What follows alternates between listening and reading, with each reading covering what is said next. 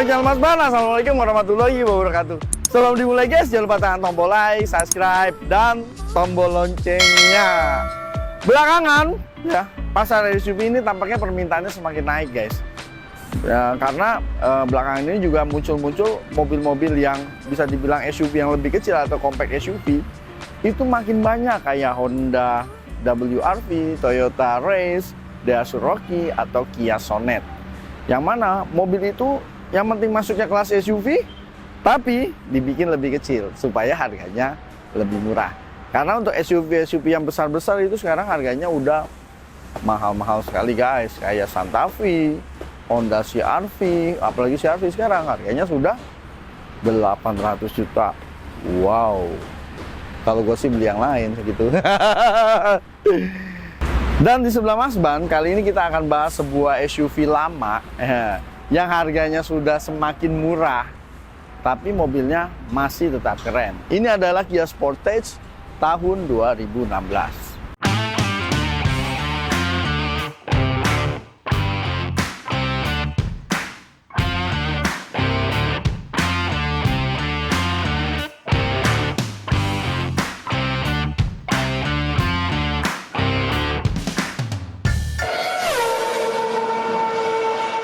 Jadi kalau teman-teman mau cari mobil SUV yang udah nggak mahal, ya, ini harganya udah jauh banget dari harga barunya guys, seriusan.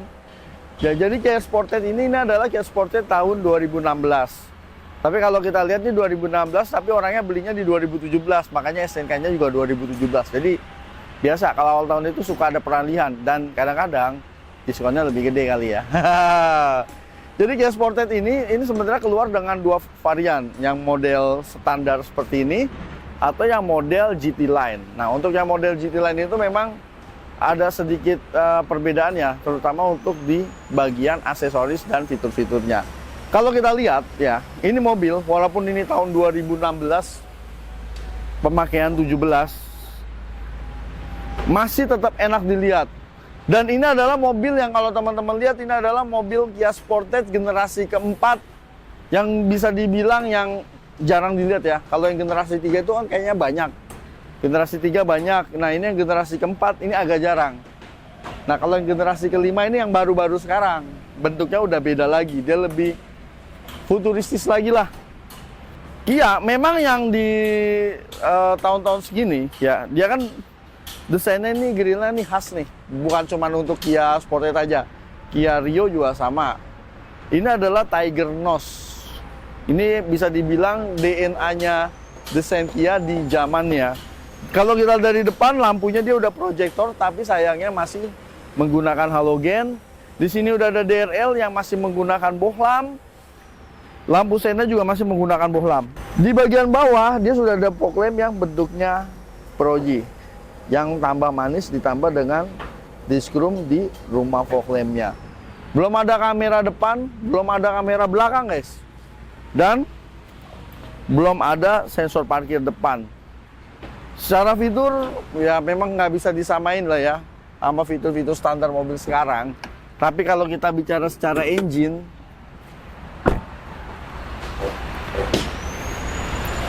Kia Sportage ini berat sekali kapnya, tebal besinya guys. Jadi masuk Indonesia itu cuma satu varian mesin sayangnya guys.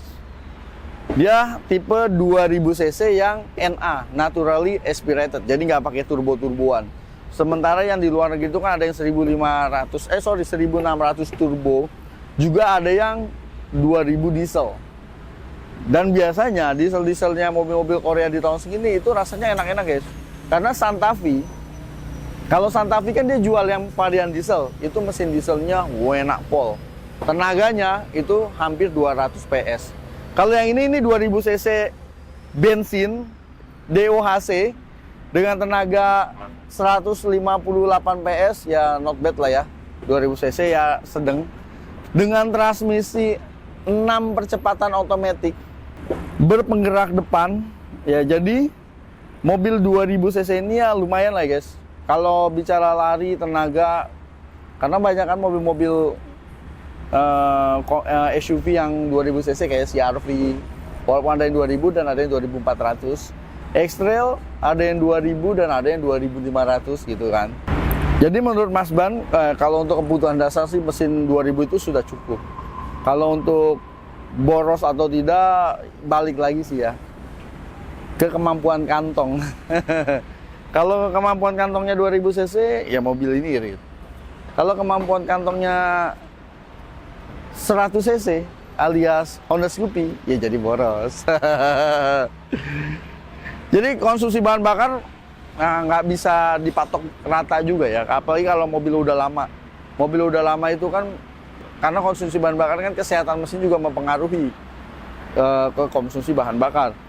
Tapi rata-rata kalau di luar kota mungkin masih bisa lumayan lah ya, lumayan di atas 110, bisa di atas 112. Mungkin bisa di 113 atau 114 untuk luar kota. Tapi kalau di dalam kota, ya lumayan juga lah guys. Lumayan kurang irit juga. Karena ya pasti kalau di dalam kota dia bisa di bawah 110. Tapi balik lagi ke cara mengemudi sama kondisi kemacetan. Kalau kita lihat dari samping, ini kalau dari samping sama Sportage yang generasi sebelumnya ya, yang generasi 3, bentuknya sih dari samping masih agak mirip ya. Kita dari pilar A, pilar B sampai belakang rada mirip, bahkan sampai tekukan kacanya nih. Ini kacanya kan kayak Tiger Nose nih, ada tekukannya juga di sini. Itu mirip banget tuh. Tapi dia tambah mewah dengan ada list chrome-nya melingkar di kaca. Dan ini chrome mengkilat ya. Kalau yang versi GT atau yang facelift kalau nggak salah, seingat Mas Ban untuk chrome-nya itu lebih ngedop gitu. Jadi kesannya lebih mewah, kayak chrome-chrome mobil-mobil BMW gitu kan, lebih ngedop. Terus bagian atap, karena ini yang versi standar, ya ini atapnya plat ya. Ya atap biasa, yang pasti bukan genteng, apalagi asbes. Tapi kalau yang versi GT line, ini atapnya itu full kaca.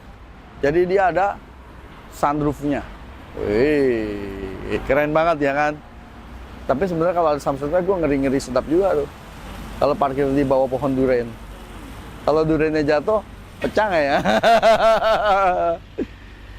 Untuk ban nih, bannya cukup besar velgnya. Velgnya udah ring 18 dengan ukuran 215, 55 ring 18. Kalau ini bannya nih, wih, bermerek juga lumayan. Mereknya Continental. Untuk pengereman depan belakang sudah rem cakram. Yang pasti udah juga ada ABS, EBD, brake assist, dan teman-temannya. Walaupun kuncinya seperti ini, ya udah, wih, keluar, udah lemah guys. Ini pernya udah kurang neken gitu, jadi keluarnya lambat. Dia belum smart key. Kita lihat dari bagian belakang guys, ada Panda, Taman Safari. Ini yang gue suka dari bagian belakang adalah bentuk lampunya. Kalau sekarang udah banyak ya mobil yang lampunya nyambung-nyambung gini, kayak Veloz, terus kayak Omoda, atau Stargazer, ya kan, nyambung. Tapi kalau kita lihat desain lampunya ini mirip-mirip Porsche Panamera. Wih, depannya mirip macan, belakangnya mirip Panamera. Tapi sebenarnya kalau dari bentuk bodi ya, tongkrongannya ini sih masih agak mirip loh bentuk bodinya sama Kia Sportage yang generasi sebelumnya. Dan ini juga masih simpel banget, cuman ada sensor parkir belakang doang, 4 titik. Belum ada kamera mundur. Dia udah ada rear wiper, rear defogger, sama rear spoiler. Dan untuk bagian lampunya ini juga masih menggunakan bohlam semua. Ini untuk lampu malam dan lampu remnya aja ya guys. Kalau untuk lampu sen sama lampu mundur, dia posisinya ada di bawah. Dan sekarang kita buka bagasinya. Ini pintunya berat. Jadi kalau pas pintu ini kita lepas nih, liatin mobilnya goyang guys. Karena ini juga terasa berat sekali ini pintunya. Platnya tebel berarti ya. Ini gue lepas lagi nih, lihat ini. Tuh, goyang. Gila. Ini bagasi sih jangan ditanya, lega karena mobil ini cuma dibikin 2 baris. Jadi bagasinya sih gede banget. Mau bawa tas golep, koper ya kan, barang-barang muat. Yang nggak muat bawa motor Harley aja di sini nggak muat. Kalau sepeda Brompton masih muat. Kalau bawa duit juga masih muat, insya Allah. Ban serep ini space saver, jadi ukurannya lebih kecil, lebih tipis. Untuk penggunaan sementara aja. Kalau mobil-mobil bilang memang rata-rata gitu guys, karena ini kan untuk emergency use only doang. Terus ini ada kunci-kunci segitiga, ada dongkrak, dan bodinya tebel emang, masih bagus ya.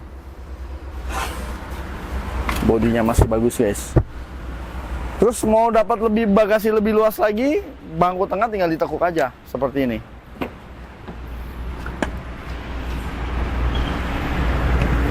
Nah, dia hampir rata ya. Jadi kita bisa dapat ruang bagasi yang lebih luas. Ya, kalau ini bisa kali bos Kupi. Oke guys, sekarang kita lihat interiornya yuk. Oke guys, kita lihat interiornya. Karena ini bukan versi GT Line, ini joknya juga masih fabric dan masih cakep ya. Kalau 2016 masih bersih ya nggak. Terus tetap ini kelihatan sporty untuk interiornya di zamannya ya, simple. Terus ini juga soft touch material loh. Gua kira ini hard plastik dan ini adalah soft touch material. Kalau bawahnya baru plastik. Joknya masih manual ya, belum elektrik seat. Jadi maju mundurnya masih manual. Termasuk pengaturan kursinya. Termasuk untuk pengaturan setirnya. Ini bisa tilt steering dan teleskopik. Wih, bisa teleskopik guys. Terus kita hidupin dulu mesinnya. Tahu aja. Gerah. Nyalain AC-nya ya. Tuh. Untuk head unitnya ini masih tempo doe loe ya. Jadi belum ada gambarnya gitu kan. Belum ada gambar yang layar kayak TV itu LCD. Ini masih layar dot. Terus masih ada tempat CD. Harusnya dia ada tempat USB. Oh ada nih guys untuk USB-nya. Ada aux juga nih. Jadi bisa pakai flash disk dari sini. Tapi ini bawaannya gini. Jadi sebenarnya ini dipertahankan aja. Tapi kalau misalnya teman-teman mau pakai kamera mundur ya Kak. Ya kalau memang masih sayang daripada ganti head unit, tinggal tambahin dashcam aja. Atau ada kamera mundur yang ada layar kecilnya. Jadi fungsi kamera mundurnya dapat tapi tidak mengurangi estetika keorisinilannya. Orisinilan. Yes, seperti itu. AC belum digital, masih manual ya. Ini untuk kipas, ini untuk dinginnya, dan dia ada heaternya, jadi bisa keluar udara panas kalau teman-teman lagi meriang. Terus untuk pengaturan arah AC-nya juga banyak, walaupun itu cuma tinggal dipencet aja. Mau kemana? Mau di depan, mau ke kaki doang, mau ke jendela juga ada.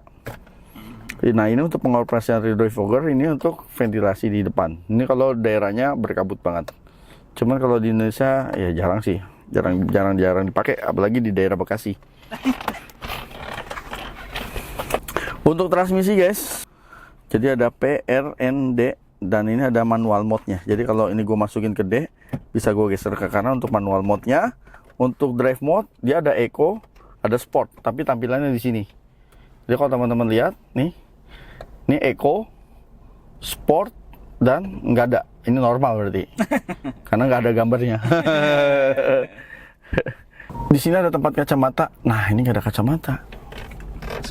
Taruh aja, biar nggak menemuin dashboard. Kan tempatnya di sini kan. Oh, nah ini lampunya. Ini ada sun visor yang ada vanity mirror, tapi belum ada lampunya. Simple banget. Di sini ada konsol box ya. Nah ini tuh bukanya. Konsol box lumayan gede juga.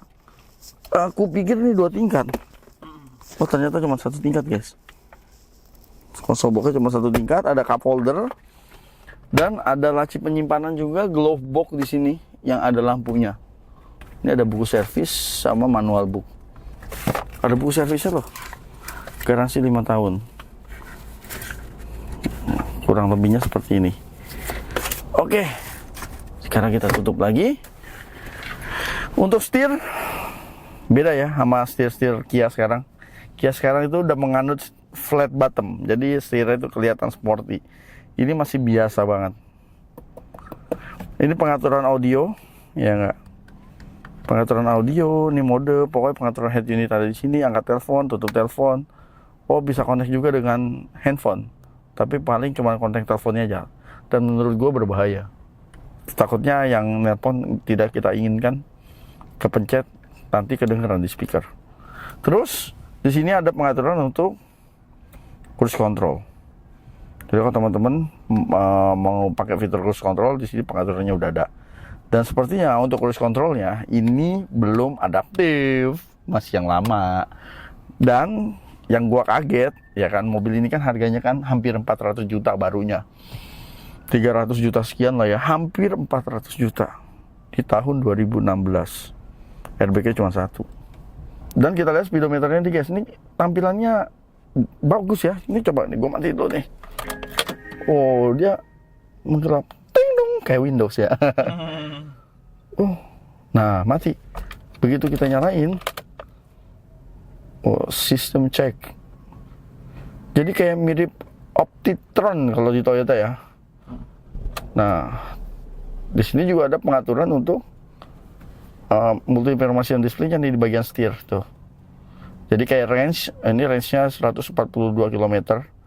Jadi bahan bakarnya ini seperempat, kurang lebih bisa menempuh 142 km kalau jalanannya nggak macet. Tapi kalau jalanannya macet, ya nggak nyampe. Ini average-nya 8,7 liter per 100 kilo nih pemakaiannya. Lumayan sih sebenarnya. Jadi per 100 liter, ini berarti di atas 110 nih. Mungkin 112 kurang lebih ya, tapi ini kan pemakaian campur. Dah, ini doang informasinya ya.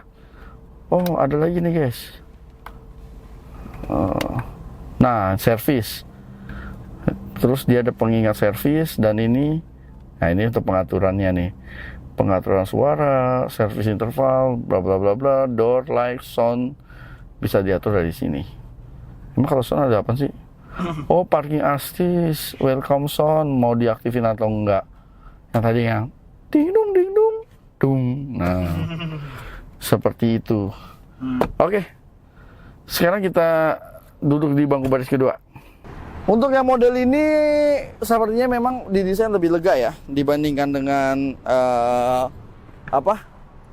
Kia Sportage yang generasi sebelumnya. Dan memang kalau gua lihat, gua rasain, buset deh, emang lega sih. Yang ini lebih lega. Bentar guys. Joknya masih fabric, ada kantongnya di sini. Sini ada kisi-kisi AC. Kalau kisi-kisi ujian nggak ada ya? Nggak ada, Pak. Nggak ada. Iya, betul. Ada power outlet 180 watt tuh, lumayan juga.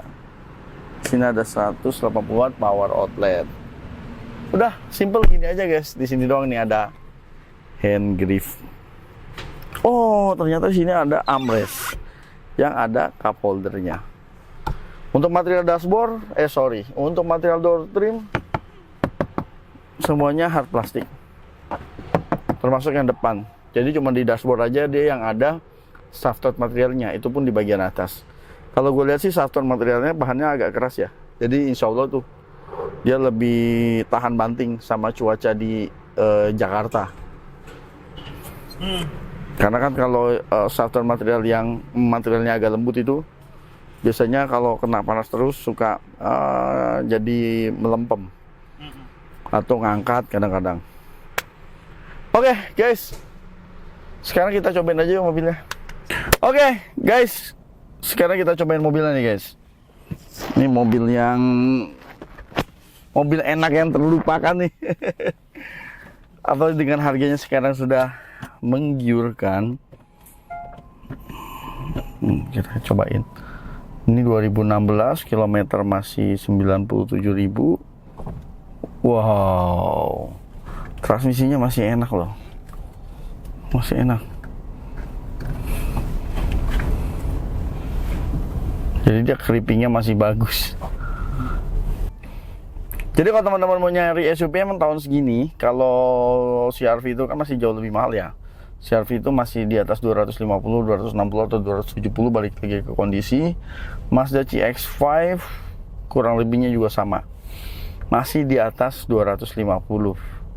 Yang agak murah itu memang Nissan X-Trail. Nissan X-Trail kalau di 2016 memang dia agak murah. Nah, ini kita udah di jalan.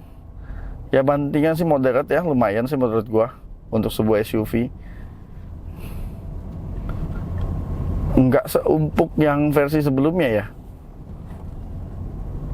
tapi terasa kalau mobil ini bandingannya itu mantep. Oke. Untuk tarikan sih ini biasa sih guys, untuk 2000 cc, tapi sih masih oke. Kita putar balik dulu aja. Kita mau ngetes radius putaran nih. Ini jalanan segini bisa nggak?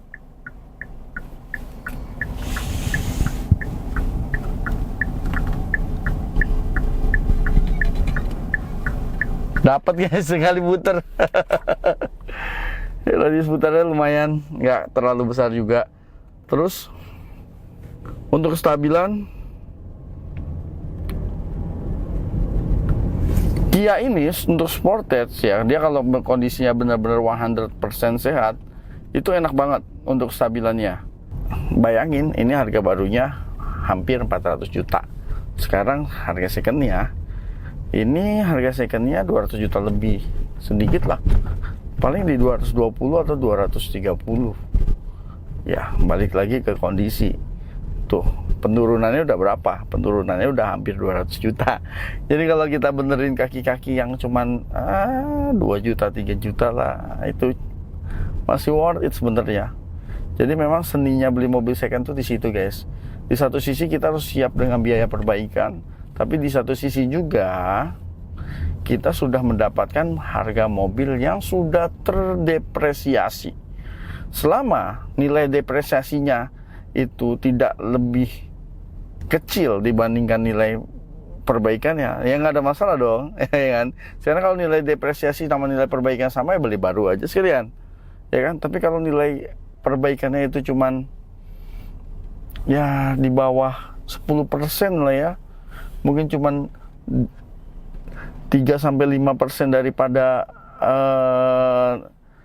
harga yang terdepresiasi, menurut Mas Pan sih masih worth it. Ya enggak, kita udah dikurangin 100 juta misalnya, terus perbaikannya itu cuma 5 juta, ya itu masih worth it lah, masih untung 90 juta kok. Jadi kalau teman-teman mau tampil beda, mau cari SUV yang nggak pasaran gitu, karena yang generasi ini bisa dibilang agak jarang di jalan, mobil ini bisa jadi pertimbangan lah guys ya. Harganya juga masih worth it, udah sangat menggiurkan sekarang, nggak terlalu mahal, dengan cc 2000 cc, tenaganya 158 PS, tenaganya besar, punya power besar, dia punya handling juga cukup baik. Teman-teman masih layak lah kalau untuk mempertimbangkan Kia Sportage ini ya, dibandingkan dengan mungkin secondnya Honda HR-V atau Mazda CX-5. Mobil ini juga dijual nih guys. Ini mobil teman Mas Ban ya. Jadi kalau teman-teman minat bisa cek nomor ada di deskripsi, bisa lihat langsung, bisa test drive. Jadi kalau mungkin ada yang dirasa kurang-kurang sedikit, tinggal ngobrol aja guys, ya enggak? Oke guys, jadi kalau teman-teman mau cari SUV ya, udah mulai pengen cari SUV, kenapa SUV sekarang lebih laku? Kita realistis aja guys, sekarang jalanan banyak genangan. Jangankan di Jakarta, yang beberapa wilayahnya memang di bawah permukaan laut. Di Bandung aja banjir guys, yang harusnya dia ada di dataran tinggi. Jadi kalau posisi kota Bandung di sini, Jakarta tuh di sini sebenarnya, itu pun banjir. Belum lagi kalau teman-teman lewat jalanan rusak, jalanan yang aspalnya bolong-bolong, SUV biasanya dia lebih tangguh dan kita lebih aman juga. Mobilnya nggak gampang gasul juga, ya kan? Lewat genangan-genangan lebih tenang. Genangan tinggi dikit masih aman, hajar aja. Kalau mobil sedan, wah, city car kadang-kadang genangan tinggi dikit udah ngeri nih, mobilnya mogok apa enggak. Jadi nyari SUV second mungkin bisa jadi satu pilihan ya. Asal tahunnya nggak ketuaan dan kondisinya masih bagus, why not? Kecuali tahunnya ketuaan dengan kondisi yang nggak bagus, atau kita nggak tahu kondisinya sebelumnya. Nah, mungkin itu bisa jadi PR untuk biaya pemeliharaannya. Terus kalau teman-teman mau, ini juga punya teman Mas Ban, mobil ini dijual. Kalau ada yang minat, cek aja nomor ada di deskripsi. Oke, terima kasih telah menonton. Sampai jumpa di video berikutnya. Jangan lupa tekan tombol like, subscribe, dan tombol loncengnya. Jangan lupa juga follow media sosial Mas Ban. Wassalamualaikum warahmatullahi wabarakatuh.